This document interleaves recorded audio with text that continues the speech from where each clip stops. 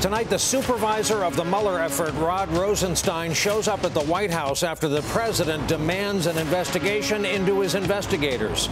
We've got the latest reporting from inside the West Wing, plus another Trump Tower meeting involving Donald Trump Jr. and foreign nationals of interest to Robert Mueller. And the president now wondering aloud how smart it is to sit down with Kim Jong-un, what it might mean for the summit, which is supposed to be under 3 weeks away. The 11th hour on a Monday night begins now. On a Monday night, good evening once again from our NBC News headquarters here in New York. Day 487 of the Trump administration, and the president made good on his demand that, quote, the Department of Justice look into whether or not the FBI DOJ infiltrated or surveilled the Trump campaign for political purposes, and if any such demands or requests were made by people within the Obama administration, exclamation mark. The president wants his investigators to be investigated. And so, to that end, the White House says Justice, FBI, and intelligence officials have agreed to meet with Republican congressional leaders to, quote, review highly classified and other information that lawmakers have requested about the FBI's use of an informant in the early months of the Russia investigation. Chief of Staff John Kelly has been given the assignment of setting up that meeting. This agreement came after the president met today with Deputy Attorney General Rod Rosenstein and FBI Director Christopher Wray, and a day after the DOJ asked its Inspector General to please look into the president's claims that his campaign was essentially being spied upon. And after repeated requests from Republicans that details about the informant be released, yesterday Rosenstein issued a carefully worded statement, quote, if anyone did infiltrate or surveil participants in a presidential campaign for inappropriate purposes, we need to know about it and take appropriate action. The controversy and the president's relentless hammering of Justice Department officials has raised alarm among many, including the former number 2 at Justice, Sally Yates, who we heard from today. What we're seeing here is the president has just taken his all-out assault on the rule of law to a new level. Mm-hmm. And this time he is ordering up an investigation of the investigators who are examining his own campaign. You know, that's really shocking. On the Senate floor, the Democratic leader gave a scathing assessment of the president's actions. The president's behavior is the kind of grossly autocratic behavior we'd expect in a banana republic, not a mature democracy. By now, we should all recognize that President Trump's latest demand is just another example of a relentless campaign to distract from the serious wrongdoing being uncovered by the Russia probe. Now, among Republicans on the Hill, there was a range of reactions. Senator Jeff Flake, an outspoken and almost out-of-town Trump opponent, was cautious. For the president to order the DOJ to investigate someone or something is simply not appropriate. I have my own questions whether that's constitutional. All the remedies, the real remedies, are on the backside, and we don't want to get there. And so we just encourage the president not to do this, and for the DOJ to stand up and say, no, this isn't appropriate. Over in the House, Republican Mark Meadows, who heads the Freedom Caucus, welcomed the president's move with this statement, quote, I applaud the president's leadership and push for transparency, and I hope the Department of Justice will follow suit by making the relevant documents available to Congress. While a referral to the Inspector General is a step in the right direction, the department has an obligation to comply with congressional requests for oversight. Their attempt to circumvent this responsibility will not go unnoticed. As Trump wages war on the FBI, his lawyer Rudolph Giuliani is staying on message and on the offensive. He has told the New York Times that Special Counsel Robert Mueller shared his timeline and that, in fact, Mueller hopes the obstruction portion of his investigation will be completed by September 1st. Meanwhile, a Reuters report says, quote, a source familiar with the probe called the September 1st deadline entirely made up, and another apparent effort to pressure the special counsel to hasten the end of his work. Today, the one-time head of the Trump transition team, who still talks to the president, former New Jersey Governor Chris Christie, revealed what he has told Trump about the length of this investigation. I've told him many times that there's no way to make an investigation like this shorter, but there's lots of ways to make it longer. And he's executed on a number of those ways to make it longer. Bob Mueller himself is not a partisan. He's an honest guy. He's a hardworking guy. He's smart. And you can't argue that the investigation hasn't been effective so far. Got a number of guilty pleas, a couple of indictments in a year. It's pretty good work. Some quotes there we might be hearing again. Earlier tonight, the vice president took a contrary view, more closely echoing the president and his core supporters. I think it's time that the special counsel wrap it up. The truth is, it's been now more than a year. The special counsel has a team around them that's been looking into all of the allegations here. And with the full cooperation of the White House, they've been able to assemble the facts. And I continue to hope and to say very respectfully that the special counsel ought to, with all deliberate means, complete their work. Well, let's bring in our leadoff panel for a Monday night. Ashley Parker, Pulitzer Prize-winning White House reporter for The Washington Post. Julia Ainsley, NBC News national security and justice reporter.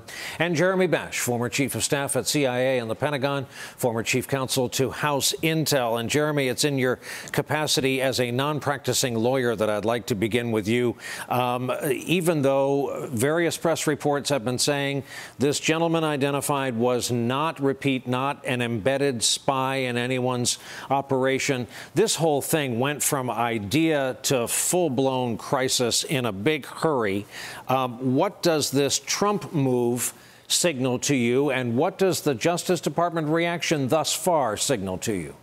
Well, the reason why protecting human sources is so important is though this individual may have played sort of a negligible role in this counterintelligence investigation, it's quite possible, Brian, that he has played a significant role in other counterintelligence investigations. And whenever you have a human source reporting on the activities of, say, the Russian intelligence services, and they are core to that investigation, and then we reveal publicly or pressure others to reveal publicly that this individual is affiliated with U.S. intelligence, that could jeopardize this source's life. So it's terribly irresponsible for the president or any of his supporters to do that. As for whether the Justice Department is acting appropriately, Brian, here's what I would say to that. I think it was appropriate to refer this to the Inspector General. It was, I think, fine for Rod Rosenstein to put out that statement to say, hey, look, if anybody did anything inappropriate or for political purposes, we want to get to the bottom of this, because I think he knows well that nothing inappropriate or political was done in this investigation. Where I'm less comfortable and actually uncomfortable is with the White House meeting with only congressional leaders. Why is the White House involved with this? The president is a subject of this investigation. They should not be meeting with the Justice Department at all. Yeah, we have a guest in our next segment, a Justice Department veteran who feels Rosenstein is giving up too much on an incremental basis, but we'll talk about that in due time. So, Ashley, tell us the backstory. As I said, this went from idea to full-blown crisis in the space of one weekend. What's the backstory of the president's immersion in this? Well, it sure did. And one thing that was striking is that when this first came out, the idea of an informant, it was confusing for everyone. It was sort of unclear how this informant got in touch with the campaign, when they were part of it. And so within the West Wing, there was real and sort of legitimate and genuine concern if a sort of political plant had been put there. What has been interesting is that as more and more reports have come out that have made clear that that was not the case. This was not someone put there for political purposes to spy on the Trump campaign.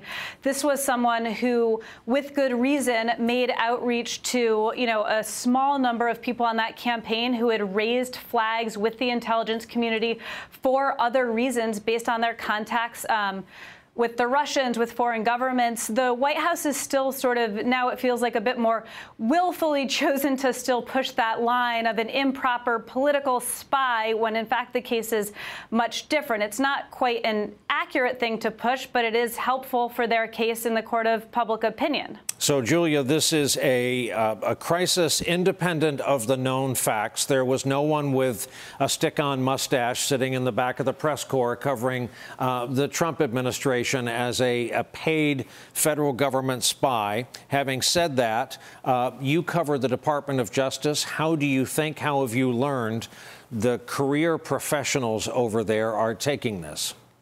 I think this is just another day that has really kind of weakened morale over there. When they not only have a president who's going after the way they do business, but also a deputy attorney general who's giving way on a lot of these things, who is willing to let the White House review what documents go to Congress. And that's a Congress and congressional committees that are very much in lockstep with this White House. They feel like the business that they do is no longer protected in the ways that it has been protected in the past, not just by tradition, but just by the Constitution. I mean, being able to allow a federal investigation to carry on its own without political influence is the way these people go to work every day. And another thing about this, Brian, is that this is not the first time that we've seen Trump pick apart one piece of this investigation as the origin. Remember back to the Nunes memo, he wanted to look at the way the FISA applications were applied for to say that that was done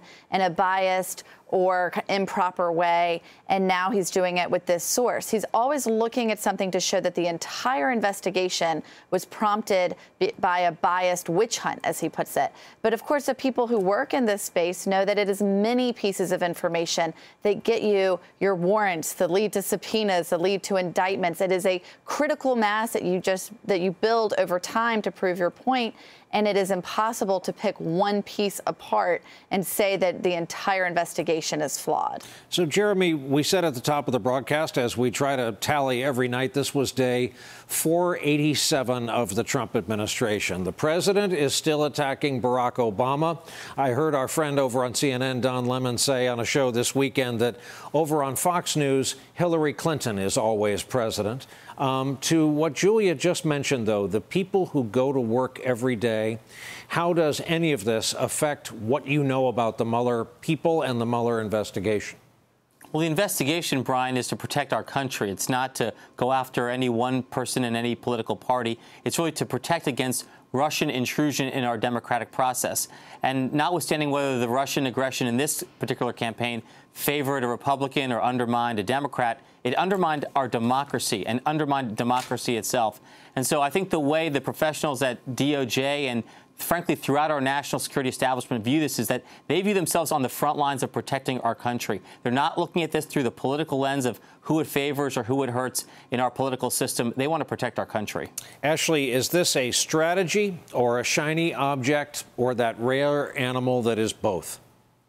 I think it can be both. I think at the end of the day, this all for President Trump and his legal team, and by that I mainly mean Rudy Giuliani, is a strategy. It is basically a way to try to manipulate public opinion, especially with the president's base, but also just with everyone. So you see, as Julia mentioned, that Rosenstein is giving up a little bit of ground here and there, which is remarkable when you think of what the president is actually asking his Justice Department to do and accusing them of.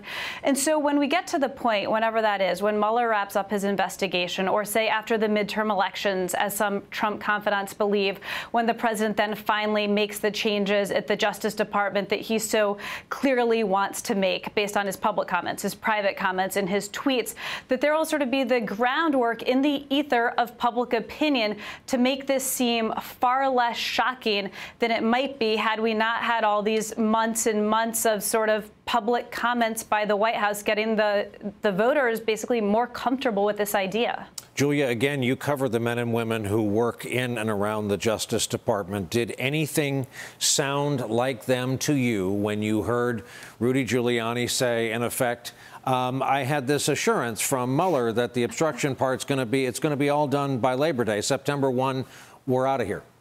Right. That could not sound further than like what we hear from the men and women of the Justice Department and through U.S. attorneys' offices throughout the country. They keep the timeline of investigations under wraps. They would not share that kind of thing with prosecutors. What they might be talking about, though, what we believe they're talking about, is when the president might sit down for a voluntary interview with Robert Mueller. And it could be that Rudy Giuliani is extrapolating his timeline from that. If you remember, Brian, just about a month ago, we reported that Mueller wanted to end the obstruction probe around June or July. That was when we thought that the president would not sit down for an interview. That's when he was irate about the raids on Michael Cohen's residence, and he did not want to sit down. And under that Mueller thought that he could wrap up the obstruction probe more quickly. Now that it's looking like he may get a limited voluntary interview, maybe agreeing to a set of questions, that might be back on the table, which would actually extend the timeline. Not only would they have to prep for the interview, do the interview probably sometime around midsummer, they would then have more questions they would have to pursue afterwards. So there could be a timeline he's extrapolating here, but promises are rarely, I mean, if ever, I've never heard of a promise made to a defense attorney that this is when we will have this wrapped. That's just not the way these things work. And there are many leads that we know Robert Mueller is following, and he's going to turn over every rock in the process. With big thanks to our leadoff panel tonight, our own Julia Ainsley, newly minted Pulitzer Prize winner Ashley Parker, and Jeremy Bash. Thank you all so much for being with us tonight. Coming up, Trump's latest demand of the DOJ is not his first. A look back at the president's demand for loyalty from various justice officials. Why this time, however, as we've been saying, might be different. And later, more on yet another Trump Tower meeting in the public realm now, involving foreign governments and Donald Trump Jr. The 11th hour on a Monday night getting underway.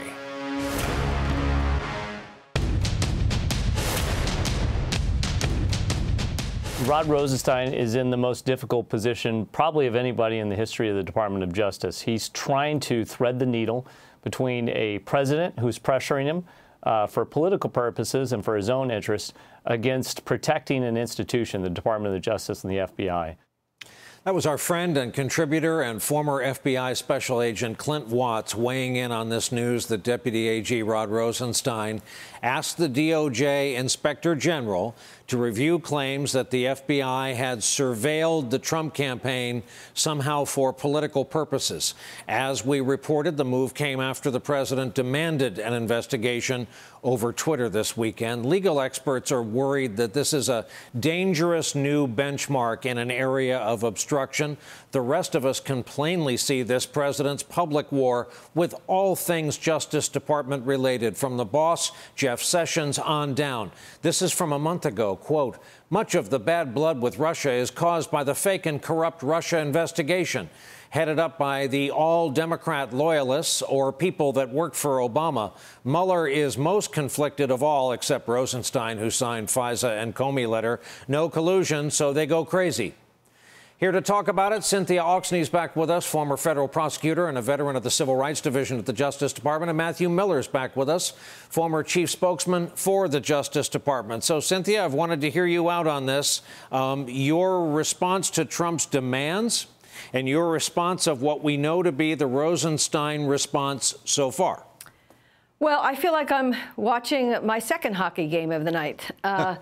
In this hockey game, it's the old Philadelphia Flyers of the 70s, the Broad Street Bullies at the White House, beating up on a DOJ farm team. And apparently no refs showed up, and the DOJ team is standing around whining, and meanwhile the Broad Street Bullies are beating them up and scoring.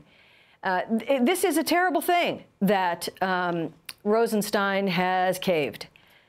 I do feel sorry for him, especially this morning when Clint Watts was talking. We didn't realize that not only was he going to cave and do this investigation, but now they're handing over documents that they shouldn't be handing over.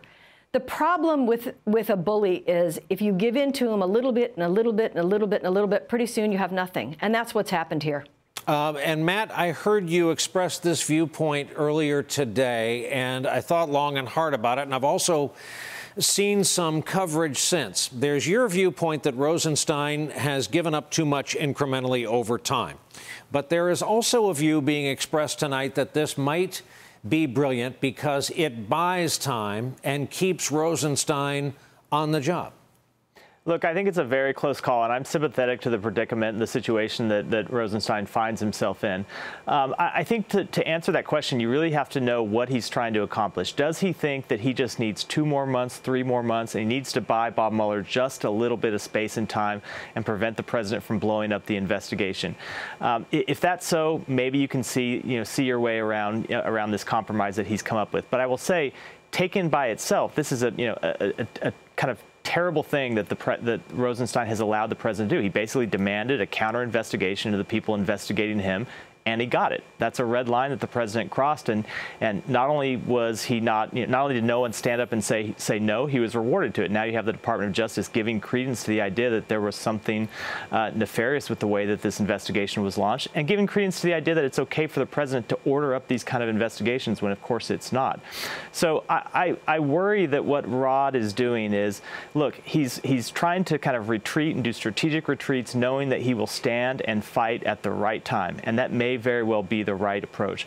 What I worry about is that by the time he decides to stand and make his fight, there may be nothing left for him to fight for. Cynthia, there's also this, correct me if I'm wrong, but the Inspector General is not nothing. You'll seldom meet an Inspector General who goes to work in the morning thinking, boy, I hope I don't police up any wrongdoing today, that when they're concentrating on you in the Justice Department, it's hard to think of anything else. Well, and this is a very respected Inspector General. The fact that this has been added to his plate, that isn't what bothers me. And I think what bothers me is that I'm just afraid at some point there won't be a way to stand up to Trump. And we're approaching that. And part of it is because over the last year, every time Trump attacks, nobody does anything. I mean, even when he attacks Sessions and makes fun of him, Sessions doesn't stand up to him. When he fires Comey, Sessions says nothing. And hopefully, it would have been nice if there were some refs, which would have been the Republican leadership. And they aren't even participating in the game. So that's what worries me. The Inspector General is a serious investigator, and he's a good investigator and a fair investigator, but that's not the fundamental problem here. Cynthia, let me read this to you. 3 days after Christmas, Donald Trump comes off the golf course at Mar-a-Lago and says to the New York Times, I don't want to get into loyalty, but I'll tell you that I will say this. Holder protected President Obama, totally protected him. When you look at the IRS scandal, when you look at the guns for whatever, when you look at all the tremendous real problems they had, not made up problems like Russian collusion, these were real problems. When you look at the things that they did, and Holder protected the president, and I have great respect for that. I'll be honest, I have great respect for that. Cynthia, it's been said that the president does view the Justice Department as a lever of government at his command. He views it as a sort of something that he should be able to control with a whim. Let me tell you something about Eric Holder. If Barack Obama called him on the phone and started to tell him what to do, Eric Holder would have told him to pound sand. Okay. And Matt, when the GOP leaders are allowed to see whatever documents there are, what's the chance the documents are going to be exculpatory and not reveal a huge spying effort? Will that still be spun as a win somehow? Yeah, they may be exculpatory. We've seen that in the past, certainly when they got documents out of the Justice Department that they hoped would prove one of their conspiracy theories true, and all it did was, provide more damaging revelations about the behavior on the president's campaign. That may happen here, but of course the cost that the country is going to bear before we get there, we've already seen. We've already seen the name of this classified source in London who was was helping the FBI in their investigation. We've already seen his name exposed. If you read the Washington Post and the New York Times, we've already seen the FBI having to go around and try to button up other operations, other investigations he was involved in. They're worried that associates of his may have their lives at risk. So there may be, when this is all said and done, if the information comes out, there may be, political damage to the president because it shows that, the FBI was acting appropriately. But, I'm much more worried about the political damage to the country, the political damage to the FBI's ability to protect its sources, the FBI's ability to recruit sources around the country, than I am whatever political ramifications may happen if and when this information is turned over and eventually becomes public. Point taken. Two Department of Justice veterans, one of whom I think outed herself as a Washington Capitals fan tonight. They have been victorious. Matthew Miller, Cynthia Oxney, thank you both for coming on. We really appreciate it. Coming up, new reporting suggests Russia may not have been the only country interested in the Trump campaign. The latest on the second Trump Tower meeting, again with the president's eldest son, Don Jr., when the 11th hour continues.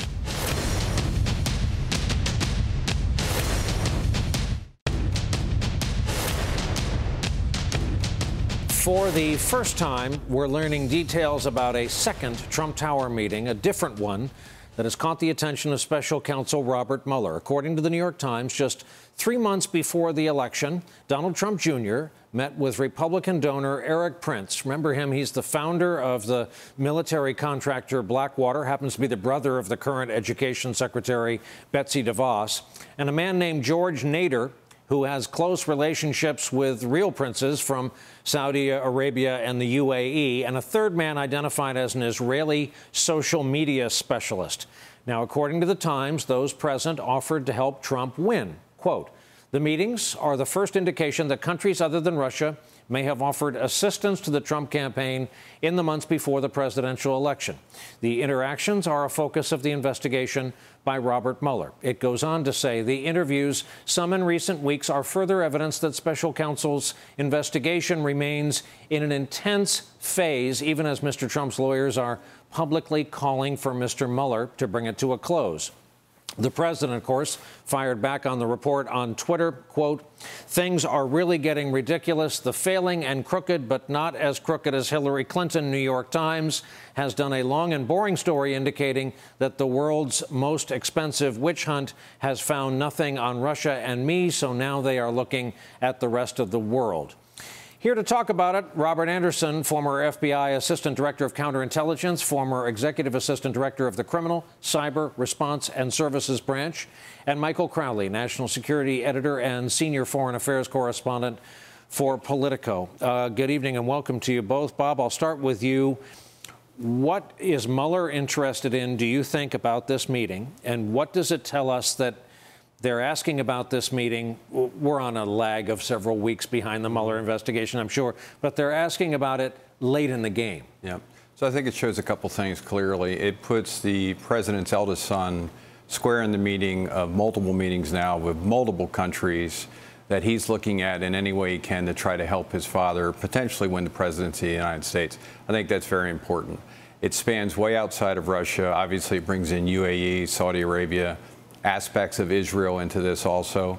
And I think it also shows clearly the complete lack of understanding of potential laws around this type of action or counterintelligence concerns that obviously Bob Mueller would be looking at in his investigation. Please help us with one thing. In your experience, did Hyannis have visitors from around the world and nations trying to get in on the Kennedy campaign? Did Kennebunkport have people from the UAE come in and try to have an in the Bush campaign? How normal or not normal is this kind of behavior, these kinds of visitors? I think it's a great question. So the answer is it's very normal. I think a lot of countries try to get in as quick as they can to try to get close to anybody that's trying to run for a seat of power in our country. I think one of the things that is clear, though, in this campaign, especially after the president won, was the lack, especially early on in his presidency and late in his campaign, of anybody there that even understood the relevance of counterintelligence or foreign intelligence operations that could have been launched or potentially possibly put in front of anybody in his campaign. Michael, on a political score, this can't be good for the man Jimmy Kimmel insists all media call DJ-TJ, Donald J. Trump Jr. No, absolutely not, Brian. You know, there was an interesting defense of him in the media today where some unnamed ally of his was saying, look, he's naive, he's trusting, he wants to please people, he'll take a meeting with anyone, and he wants it to end on good terms, so people might, you know, kind of take the wrong message out of a meeting like this where maybe he seemed receptive when, in fact, he was just kind of being a nice, wide-eyed guy. You know, maybe the other interpretation is that the Trump family and the Trump operation was sort of had an anything goes attitude towards this campaign and felt like, great, if a foreign government wants to help us, we either know that that is wrong and don't care, or we haven't really paid a lot of attention to how American elections are supposed to run, and we are not aware that this is highly improper. So we'll sit down and talk to them and hear what they have to say. I should say it's important to note the Times story does not make it clear whether there was any follow-through, whether there might have been some violation of the law. But it looks terrible for Donald Trump Jr. to have had the meeting at all, particularly in the context of that Trump Tower meeting with Russians who were peddling what they said was dirt on Hillary Clinton. It just suggests that Mueller should keep looking, because they were open to things that most people would have said, get out of here, we're not interested in. So, Bob, what does that lead you to believe the Mueller questions are about? Well, I think Mueller's going to look at intent, right? So not only after they had the first meeting with Russia, but then had subsequent meetings with other countries. I think that shows a clear intent, as we were talking about earlier, that they'd look for any aspect of help, even if it's outside the United States. And I think that's what's startling a lot of people in this investigation. That is definitely where they're going to dive into, and that's where they're going to focus. On the subject of dirt, I want to show you something Rudy Giuliani said. We'll come back and act as a truth squad right after we hear this. When I ran against them, they were looking for dirt on me every day. I mean, that's what you do. Maybe you shouldn't, but you do it. Nothing illegal about that. And even if it comes from a Russian or a German or an American, it doesn't matter.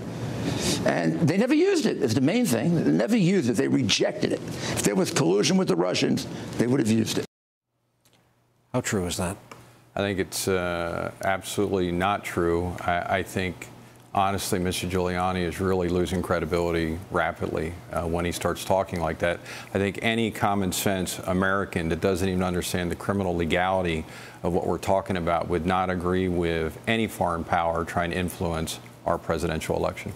Michael, this can happen when you have a well-known lawyer/spokesman for your cause. When the other team, in this case Robert Mueller, not only doesn't leak, they seem to be hermetically sealed. They don't react to these allegations. These allegations hang out there and become the truth for some over time.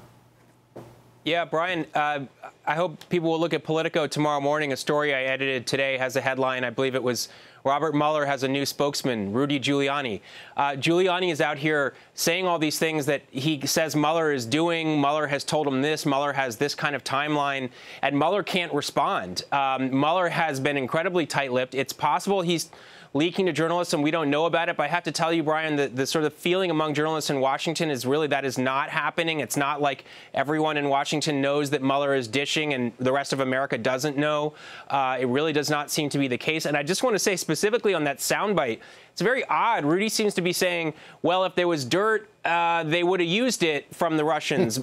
But, well, they did. I mean, what were the WikiLeaks emails? What were the hacks of the DNC and John Podesta's emails? These emails were clearly hacked by the Russians, and Donald Trump stood up at a podium on stage waving printouts of these emails saying, I love WikiLeaks. He did use them. So it's a little bit odd for Rudy to imply there that there was an opportunity to use Russian-supplied dirt, but the Trump campaign turned its back. In fact, Trump completely embraced it beyond the time when it seemed pretty clear that the Russian government was behind the hacking of these emails. Our thanks to two friends of ours, a law enforcement veteran and a journalism veteran, Robert Anderson, Michael Crowley. Gentlemen, thank you both so much. And coming up for us, just last week, the president was asked about a possible Nobel Peace Prize. Well, fast forward to tonight, and the question is that summit with North Korea still going to happen? We'll talk about it right after this.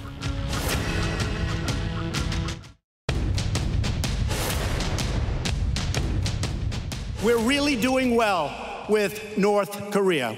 Kim Jong-un he really has been very open and I think very honorable. We want to thank Kim Jong-un, who really was excellent to these three incredible people.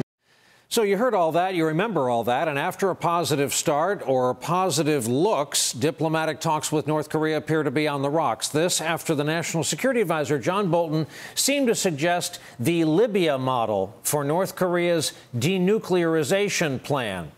In the 2003 deal, Libya gave up its nuclear weapons in return for economic relief. But shortly after hearing those comments about Libya, North Korea started to walk away from the conversation, pointing to the fate of former Libyan leader Muammar Gaddafi. Didn't go well. He was overthrown in 2011 and ended up being shown to the world dying in a drainage pipe. Now, Trump is questioning if the meeting, scheduled to happen in 22 days, let's remember, should be held at all. As the New York Times tells the story, quote, President Trump increasingly concerned that his summit meeting in Singapore next month with North Korea's leader could turn into a political embarrassment, has begun pressing his aides and allies about whether he should take the risk of proceeding with a historic meeting that he had leapt into accepting, according to administration and foreign officials. Now, according to their reporting, Trump even called the South Korean president this weekend, just days ahead of his scheduled visit to the White House, to ask his thoughts on any change of heart the North may be having. We have asked our in-house expert on such things, Jeremy Bash, to hang around and do a second segment with us. Jeremy, I was fascinated to see the notes of a conversation you had with one of our producers tonight. You submit that they're getting the idea of a summit wrong. They're assuming that it is, in and of itself, a positive development. You see it differently. Well, a summit is not an accomplishment, Brian. It's certainly not the basis upon which anyone should be awarded peace prizes, Nobel or otherwise.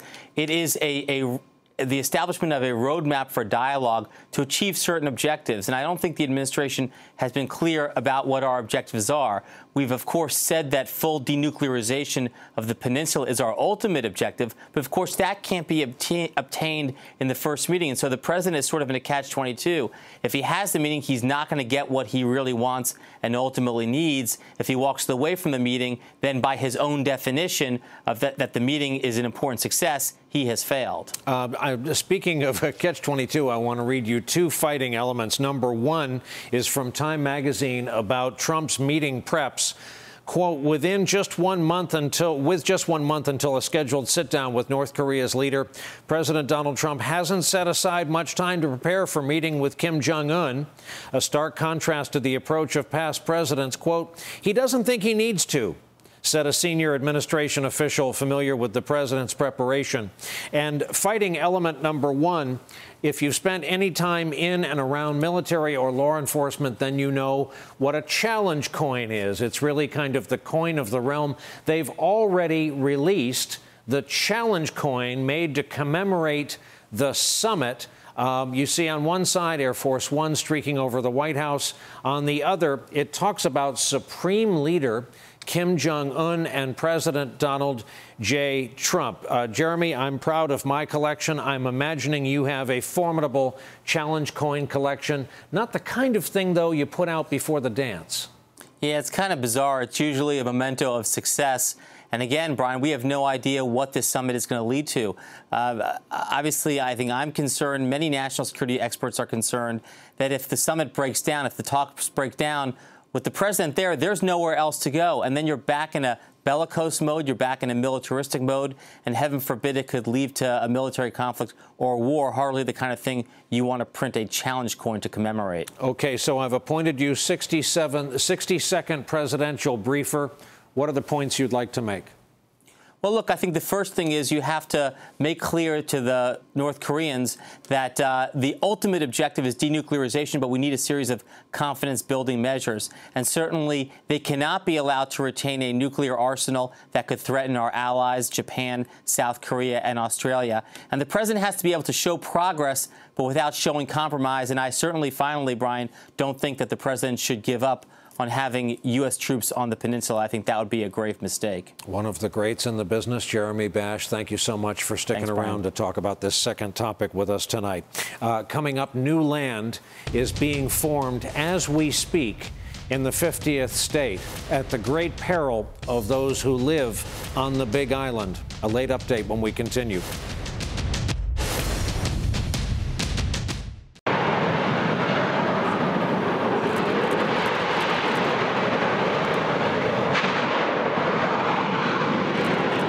Think about this. The state of Hawaii is larger in land mass tonight than it was at this time last night, and it's all because of the raging stream of lava that forms into rock and thus new land where it meets the sea. In a chain of islands born of volcanoes long ago, Kilauea continues to rule over the Big Island, and 20 new seams have opened up in the ground. And where that lava meets the Pacific, where that new land is formed, it also forms a dangerous airborne toxin that contains sulfur, hydrochloric acid, and tiny, tiny particles of glass that can irritate the eyes and the lungs.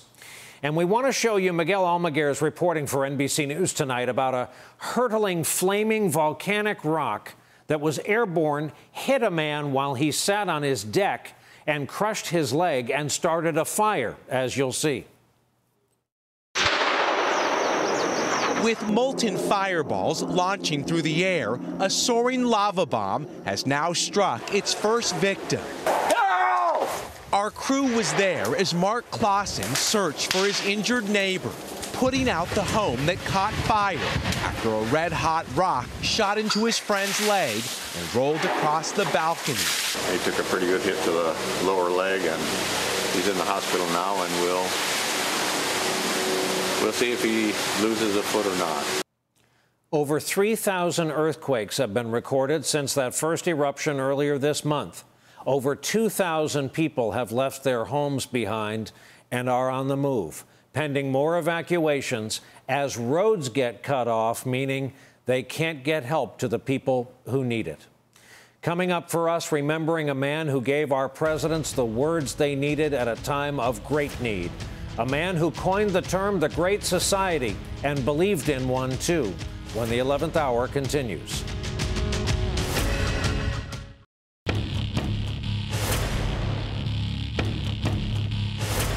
The last thing before we go tonight is a look back at the great American life of Richard N. Goodwin, who died last night at the age of 86.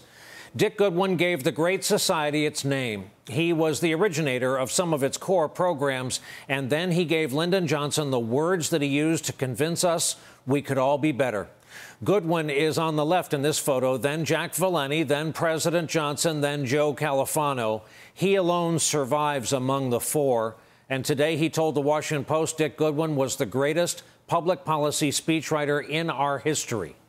Born in Brookline, Mass., he graduated first in his class from Tufts, completed Harvard Law, clerked for Supreme Court Justice Frankfurter, and that was before he was noticed by the Kennedys. JFK hired him as a 29-year-old White House aide.